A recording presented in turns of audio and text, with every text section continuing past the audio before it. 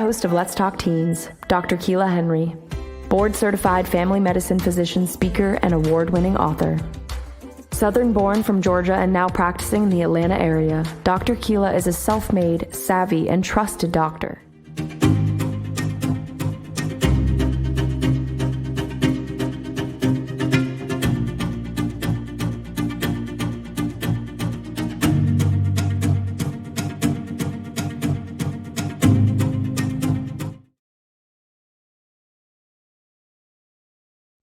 Hey everybody, welcome to this week's edition of Let's Talk Teens with Dr. Kela.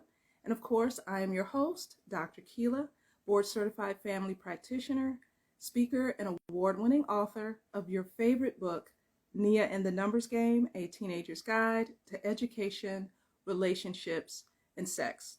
It is a very rainy evening here in Georgia. And today I'm going to be talking about a topic that's a little more serious. I know last week I talked about some kind of fun and interesting stats in the United States, but today I want to talk about the subject of fear.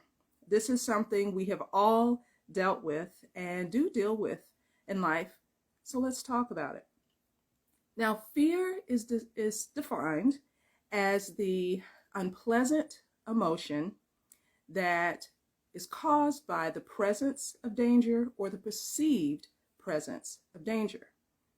Now, the reality is fear is a very intense emotion, and some fear is actually healthy and reasonable because its purpose is to protect us.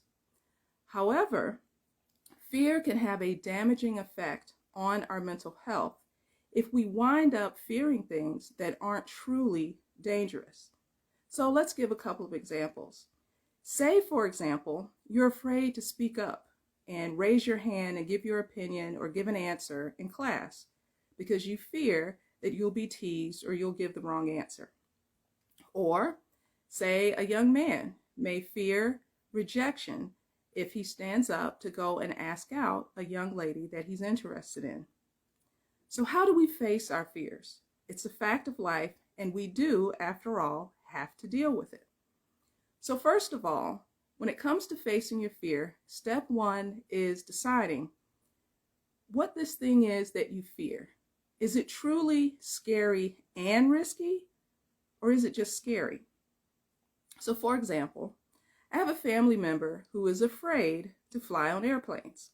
So she avoids any of our family reunions that would require her to get there by airplane. Now, is she really justified in having this fear? If you guys remember last week, one of the interesting stats is that at any one time in the United States, over 61,000 people are in the air. One of the ways that my family member could handle this fear is by educating herself. The reality is the incidence of dying or the chance of dying in an airplane crash is 1 in 7 million. By contrast, this family member of mine drives pretty much every day. The risk of dying in a car accident is 1 in 101 in the United States, but she drives every day. So it's just scary, not really scary and risky. And it's the type of risk in which you can move forward. Now, say, for example, as a young person, you have a friend who is trying to convince you to try an opioid drug. They got into their grandmother's Percocets, right? If you educate yourself about this, the chance of dying from an opioid overdose is 1 in 67. In this case, it's scary and risky and not worth the risk. You see the difference there? So taking the step to educate yourself, and then you realize, this is scary versus scary and risky. Should I move forward and face my fear, or should I move on and not bother? The second step is making the determination of, whether or not you should just take small steps. So let's talk about the example I gave of the young man being afraid to approach a young lady he has a crush on because he fears getting rejected. Taking small steps would mean maybe he should practice looking in the mirror. What is he going to say to her when he asks her out? And then next, maybe practice by talking to his dad or his older brother, like, hey, this is what I'm planning to say. Can I practice with you? Give me some feedback.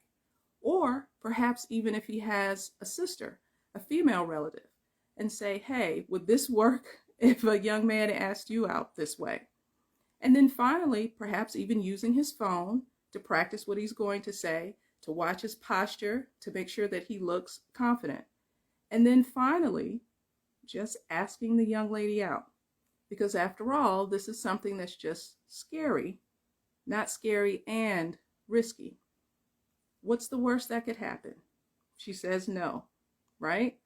But he's not going to die like he would if you try an opioid drug, right?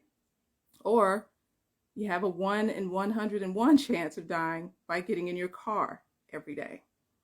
And then the last step, of course, is therapy.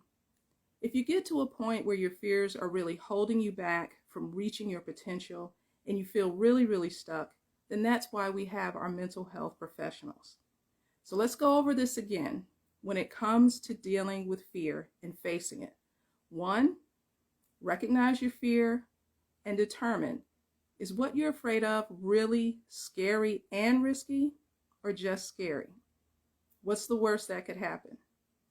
The next thing, break it down into bite-sized little chunks. Practice, and then move forward with facing your fear. And then third, if needed, seek out therapy. All right, everyone, this concludes this week's edition of Let's Talk Teens with Dr. Kela. I'll see you all next week. Bye now.